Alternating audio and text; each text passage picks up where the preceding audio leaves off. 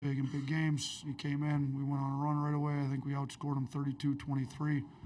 Kind of from there, and he made some big plays. Kind of starting with that loose ball, right out there off the free throw line. He had to dunk, and thought he made some good defensive plays. He got some rebounds. He ends up with 3 rebounds, 5 points in 7 minutes. So we were hoping not to have to play him. We did. I think he'll be all right. We got to get him a bunch of rehab because we're going to for sure need him no matter which team plays here. They got a lot bigger front court, whether it's Vandy or St. Mary's, either one. Thanks, Coach. Let's go to questions for the student athletes first, please. Please raise your hand. We'll start in the front row on the left side, and then we'll go in the middle. Chase Goodbread with the Tuscaloosa News. Mark, can you just speak to what Coach Oates mentioned about contributing in other ways, maybe than three-pointers in a game like this where you've got 10 assists, you knock down 11 free throws, and just got it done other ways? Yeah, he always talk about finding ways to win when things are not going well. And first half, things weren't going well, so I just really trusted my teammates, and I was just in the right read, trying to create open shots for my teammates, and then I kept playing the right way, and then the game repaid me back.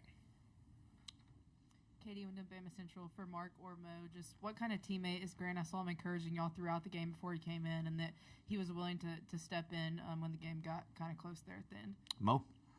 Grant, he's a positive teammate. He always uplifts us. He's one of the leaders, one of the seniors on the team. When things not going well, Grant, he always speak up. And that's what we need on this team.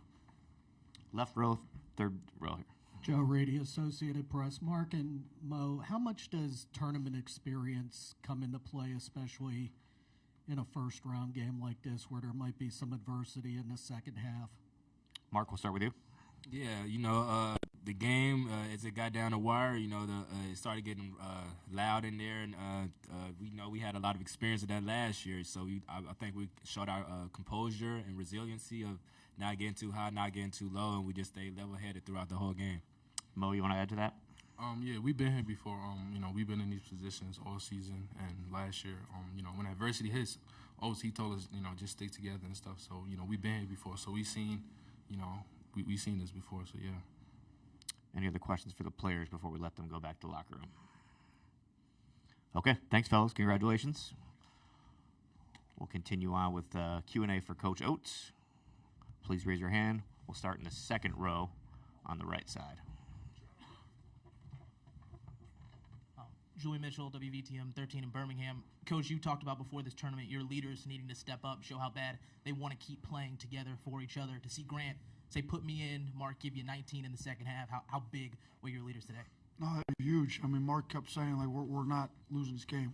Guys, you're playing like we're playing tomorrow. There's no game tomorrow if we don't win. He kept saying it in the huddles, and you could tell he had a sense of urgency about him in the second half. I mean, he got to the free throw line. His three wasn't dropping, so he got in. He got fouled. He converted some tough layups. So, and I thought he played pretty hard on defense the second half. And then for Grant to, the plan wasn't to play him. He said it wasn't feeling all that great this morning. But so I didn't, trainer Clark said he was going to be available, but ideally we don't play him. Well, then not closer than anybody anticipated. They're a good team. They played hard. We didn't play as well as we had hoped. And Grant's like, we're not going home. Put me in. So those two guys have been through it. They've been to the Final Four before. They may want to make sure we're still playing on Sunday, and thought they stepped up big for us in the second half, both of them. Thanks, Coach. Second row on the left side. Ashley Bastock, Cleveland.com. Nate, I know you mentioned Dickerson in your opening, and I know yesterday you seemed prepared for him and well aware of what he could do and how he could alter a game. I guess, was he as advertised for you guys, and what do you think was the difference down the stretch despite his output for you guys? Yeah, I mean, he had 25 and 9. And 6 of those 9 were on the offensive board, so, I mean, he's hard playing, We didn't do a very good job, to be honest with you, keeping him off the glass. He got some downhill drives. He hit the 1-3. I mean, we kind of played him like a 5 and kept our 5 on, so he ended up he was 1 for 8 from 3. But,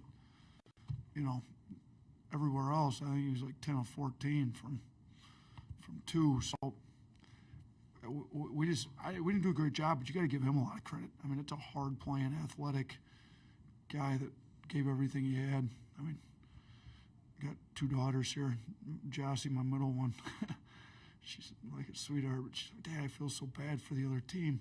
He said three never came out of the game. He played so hard. I'm like, yeah, but somebody's got to lose. It didn't need to be us. So she felt bad. He had to play the whole game. It was nice for us. He finally did foul out. You know, he didn't have much foul trouble, and then he picked up 3 there late. But man, he's a hard playing guy. So I got a lot of respect for him. Keep it on the left side in the front row, and then we'll go to the right. Chase Goodbread with the Tuscaloosa News. 2, if I may. Coach, can you speak to the way you were able to score at the rim with the bigs? Diabate and Amori were 16 out of 18 from the floor between them. And then the second question, can you tell us exactly what point in the game Nelson told you to put him in? About 2 seconds before he went in, he stood up down there, said, hey, Coach, come on, put me in, I'm ready. I'm like, go.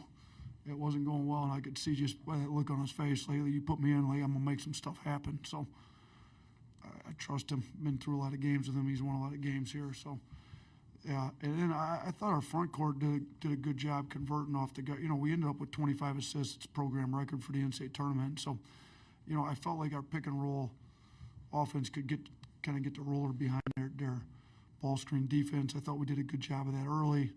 You know, we probably should have stayed in it more. Mark kept just saying, like, playing more pick and rolls, get more pick and rolls. He did a good job. I thought LeBaron did a good job. You know, LeBaron has 8 assists, no turnovers. Mark has 10 assists. You know, the 2 of them have 18 assists, 3 turnovers combined. That's pretty good out of your 2 starting guards. So, you know, I thought a good job finding the bigs. Cliff did a great job finishing. Diabate did, as usual, does a good job finishing. Both those guys are good finishers, but you know, we needed all those points. So, you know, is more mowing the second half, Cliff in the first half, but we needed both of them to play big for us. Back to the front row. Katie went to Bama Central. Nate, you talked in your opening about how they had 16 offensive boards compared to y'all's 5. Just what are the bigs, the guards, everyone going to need to do on the glass moving forward if y'all are going to have success in the tournament? I mean, Vanderbilt plays hard. We played them before. They can get there and cause problems. And St. Mary's is huge in the interior. Like we got to be better. I mean, I'm going through circling everybody on the front court that had 0 boards. Like, and there's, you know, I got 4 guys that play the 4 and 5 for the most part that came up with a 0 tonight. Like that's not good enough. We got to do better. And then on the other end, like we got box out. Like we got to go hit somebody when a shot goes up and go get it. I mean, this is stuff we've been stressing and we're more than capable of when we played some of the best rebounding teams in the country. Houston, Texas A&M, Mississippi State's been traditionally great on the glass. We've out-rebounded them. So we keep saying it. It's like, oh, we need to do it. We do it at a high level. Why? We tried to stress we need to do it tonight. We got out-rebounded by Robert Morris. So, you know, these guys got to step up every game because if we continue to let this happen, we won't be playing for too much longer. Second row, Coach, on the right side. Colin Beasley, Pittsburgh Post-Gazette. Coach, was there anything Robert Morris did to surprise you guys? Like it seemed at some points like maybe your guys overlooked Robert Morris a little bit. I mean, I would hope our guys are mature enough not to overlook him, but I do agree with you that based on the energy when the game got tight in the second half and the energy previous to that, it wasn't quite the same. And I think maybe jumping on them early, getting up 10 right out of the gate, you know, maybe they thought it was going to be easy. You try to tell them. I mean, I try to explain to them. I was in the MAC for 6 years. We went to 4 tournaments when I was there, 3 as a head coach. Like I told them what our mentality was. Like they got nothing to lose. Like they're out there playing with house money, if you will. Like they're playing free. You know, they're letting it go. They're having fun. Like we can't let a team and we're a better team. We know that. Obviously, you know, we're 2 seed, they're 15, but better teams don't always win if they don't play harder than the other team. So we told them that. You know, I think Mark got a sense of urgency about him. Shoot, they took the lead on us in the second half. I mean, with about 7 to go or whatever it was. So, you know, you got to give them a lot of credit. I mean, we tried to tell our guys how good this team is and what, you know, there's 15 speed 2s, not just once or twice, multiple times, 16s that beat 1s now.